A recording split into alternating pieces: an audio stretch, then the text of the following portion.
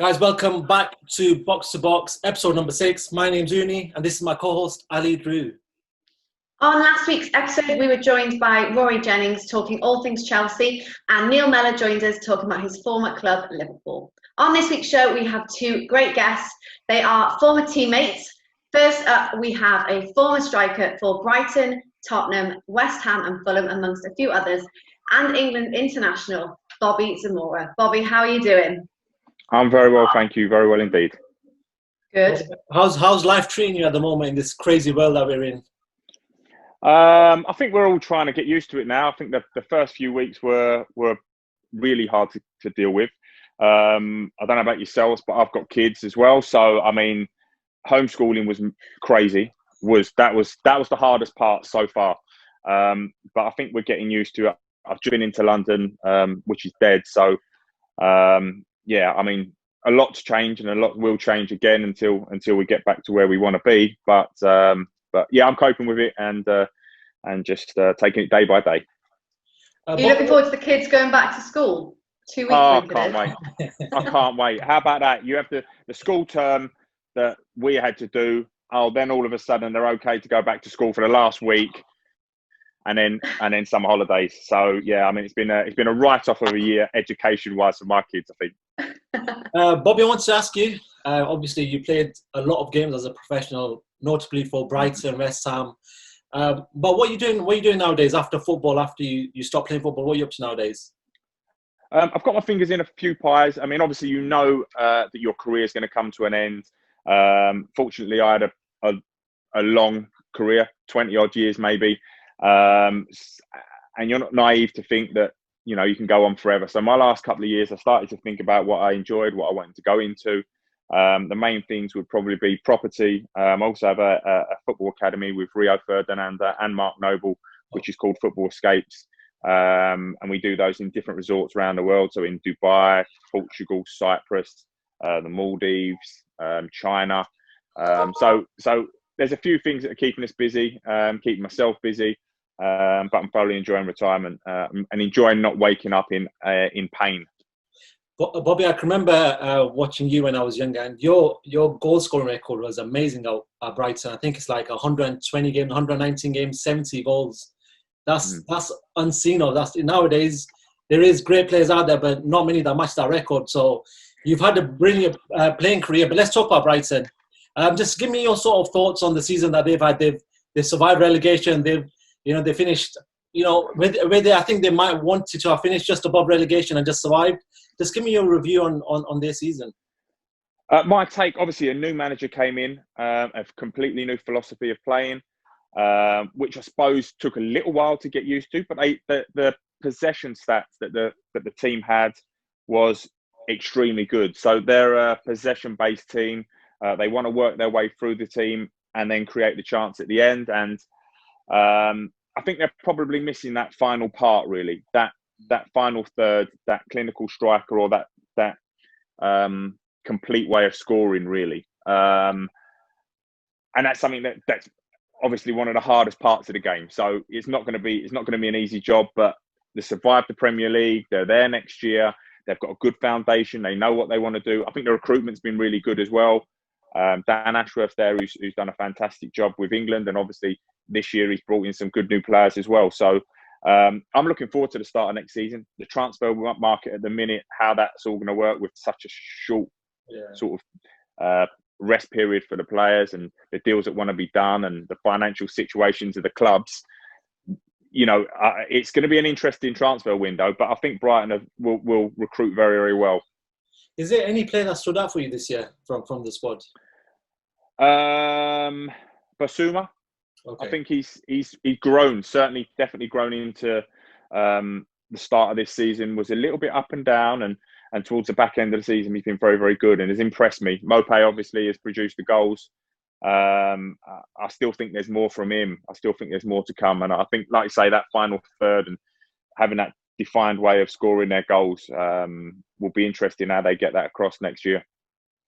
It's looking like they're going to potentially lose a couple of key players. There's in the transfer, there's some talks. Do you think that if they do, they can sort of replace them and get the players that they need in? Yeah, well, I mean, there's talk of Lewis Dunk. You know, for me, I've said for a long, long time he's probably one of the best English centre halves that's about. I know a lot of people have, I don't really see it or whatever it is. He's had a couple of appearances for England, and but for me, training and playing with him every day, you get to see and you know what a player's capable of. And I think that he's probably one of the best. I rate him above Maguire for sure. So I think that if he does move and he does go to a Chelsea, people will take him seriously, you know.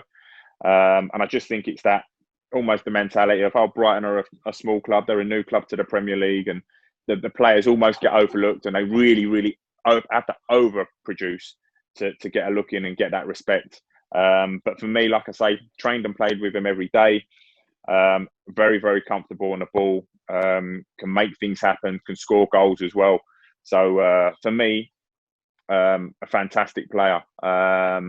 If he goes, there's Ben White, you know, who's done a fantastic job at Leeds, and I know Leeds have been putting in a few bids, and they want him, and maybe that's the replacement for Dunk. I don't know. I mean, it would be a good move.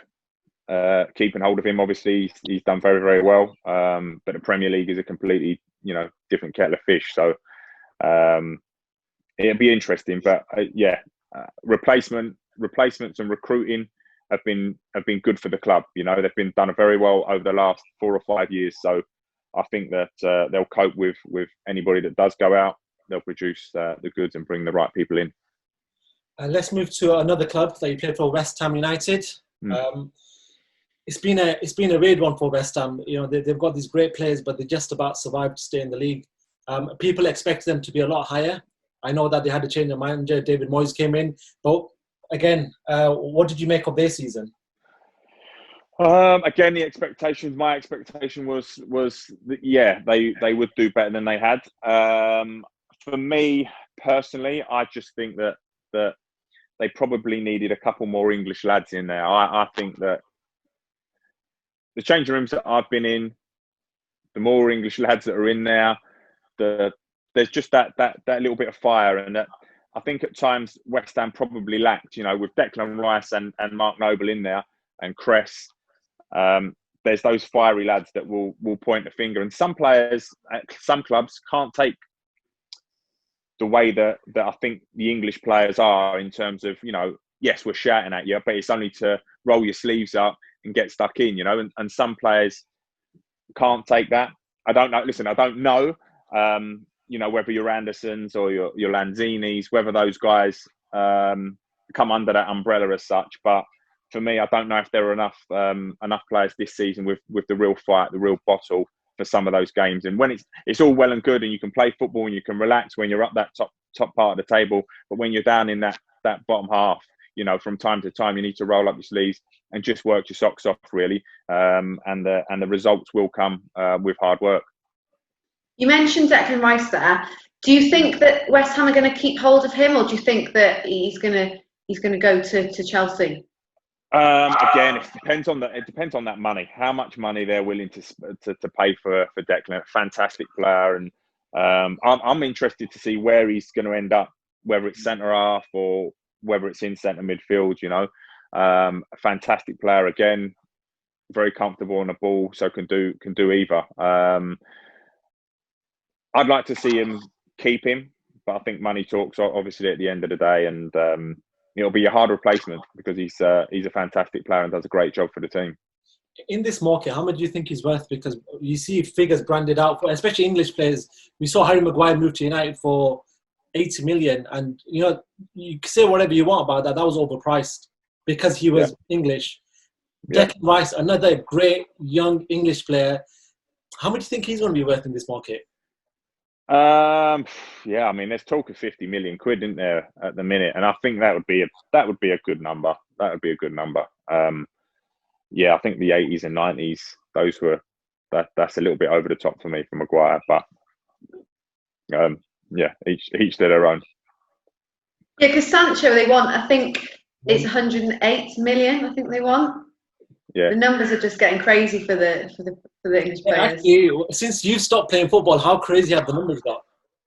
Yeah, it's mad. You know what? You know, like what did like you say? I played at Brighton. I was in Division 3, which was the old 2, and Division 1 and the Championship. You know, and I scored goals in there, 30 something first season, 30 the second season, and double figures the third season. I wonder. I mean, I went to Spurs for I think 1.2 million quid, which was a lot of money, and I remember at the time thinking, "Wow, that's crazy." But you know, there are players that scoring a lot of goals. Dele Alli, for instance, who went to MK Dons and scored a lot of goals at MK Dons and went for a lot of money. And I do wonder, you know, in today's market, what would I have been worth, you know? But yeah, we'll never know. We'll never know. But yeah, the numbers are crazy. But you know what?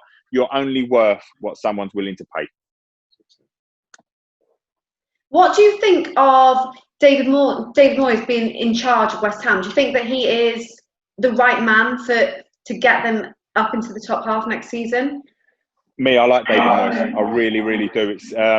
It's a very hard club to manage, West Ham. The expectations are always high.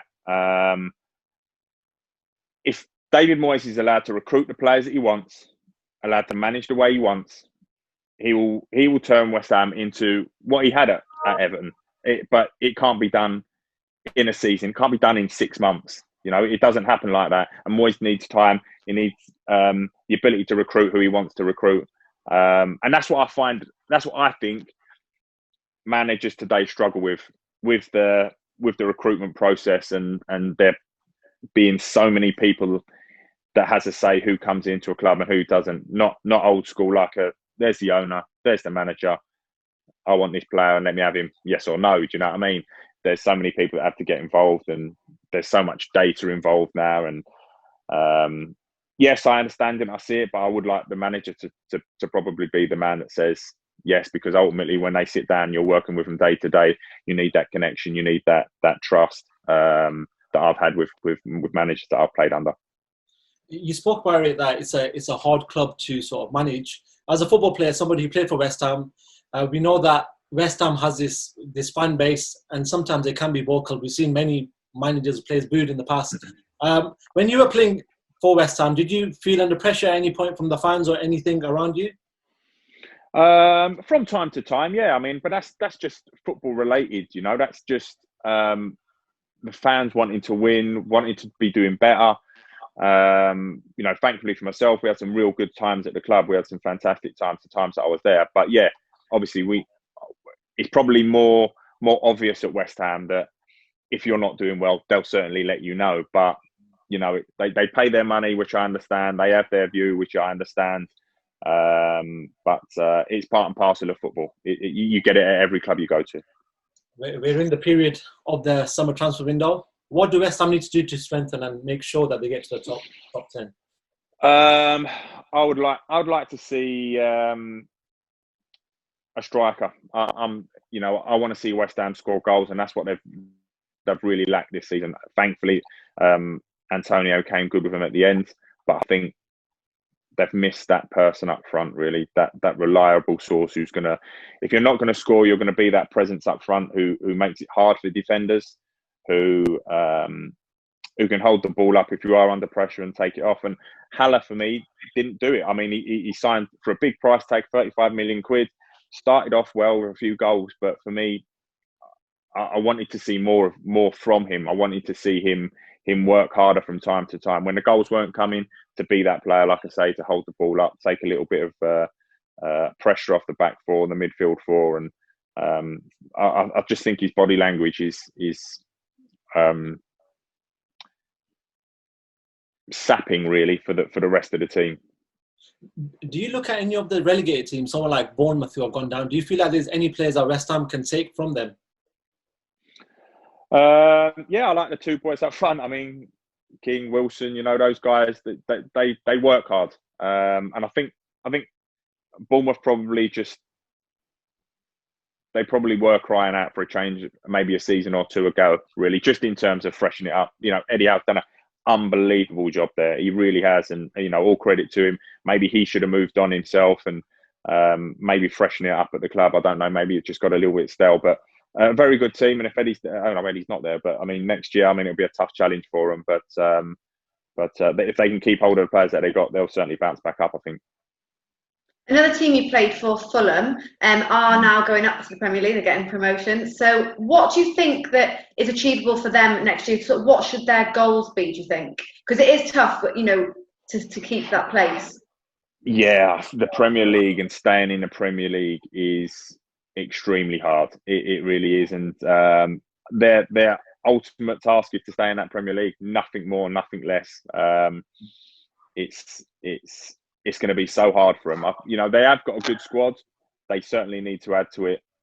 Listen, I hope that Scotty Parker does a great job and he's given time and he's given the right amount of money and again can recruit who he wants to recruit, because, you know, it's good to see a young English manager in the Premier League, and Scotty hopefully can do very well next year and progress his career as an English manager as well.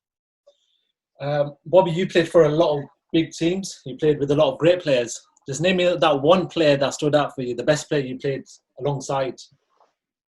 Oh, wow. At club, or you mean for up? Wherever. So for me, I've said it before, Steven Gerrard, when I went into and trained with England, he was the one player that stood out for me. His aura, just the way that he did things, the way he would play balls in training was like, I mean, if you understand football and you train and you play every day, the things that he was doing every single time, you know, every ball that he was playing and clipping, the normal player that you play with in the Premier League wouldn't do it, would probably do it 4 times out of 10. He was doing it every single time in every single practice. He was the one player for me that really made me think, wow, you are something special. Stevie G. Before we let you go, I see behind you, you've got number 14, Arsenal. Is that Arsenal? Is that Henry? Yes, Henry, Torres, Ferdinand. Yeah, there's a few. Bergkamp, yes. Terry, Benayoun. There's a few. There's plenty behind the sofa as well. So actually, let me ask you then. You played not in the same team, but you played across these fantastic names that you've got in your room. Which is the one player when you were on the pitch and they played against you, like, wow, this guy is fantastic. This guy's world class. Stevie G, he killed me in the FA Cup final. But another one would be Paul Scholes. I mean, I played in against him, and he would be not that holding midfielder, that player that would come and get it off the back four and start things off. And very often I would be very close to him and just behind him, almost like just a player cam, directly behind him and seeing what he's seeing and the balls that he would play. I mean, I'll give you an instance. So we played at Fulham one year, and I think there was Clint Dempsey and Paul Konchesky was the fullback, and I was stood behind Paul Scholes, and all game, he was just pinging balls like shoulder height, but like between the players and making it like just curling it between them, but smashing it really, really hard. To I think it was Ronaldo's feet or Ronaldo's chest constantly all game, and then he'd ping it out to Giggs the other side. And I remember thinking, like, just no one can get near him. He just looked like it was just the most unbelievable display, really, and just in awe, really. I remember Rio Ferdinand behind me, sort of come, leave it alone, Scholesy. Do you know what I mean? Like, just, and I was like, but what a fantastic player Paul Scholes is, yeah. Bobby, saying that then, you saw Ronaldo play. You obviously shared a pitch with him. Did you think that he'd become this player that he's become today? He's just taken, him and Messi have easily been the players of the last 5, maybe 7 years. They've taken over football. Yeah, did I see that the site how big he would become? No, I don't think so. Obviously, a fantastic player. I think the world, the media, how everything's just evolved over the last 5 to 10 years as well. You know, at that time that he was rising, it just developed into the machine that is Cristiano Ronaldo. But what a fantastic player! What a work ethic! You know, if young players are ever want to look at anybody and work as hard as or half as hard as, he's certainly the man to look to. Bobby, thank you so much for joining us. It's been an absolute pleasure speaking to you. You're welcome. And we have Paul Konchesky actually joining us next, so we'll see if he remembers any of those Paul Scholes kicks. I'm sure he will. I'm sure he will. Yeah. Ask him. Thank you so much for your time. Thank you very much. Lovely. Take care. Take care. Cheers. Bye-bye. So I hope you enjoyed Bobby Zamora joining us for part 1. Make sure you stay tuned. In part 2, we have one of his former teammates, as we said, Paul Konchesky, joining us.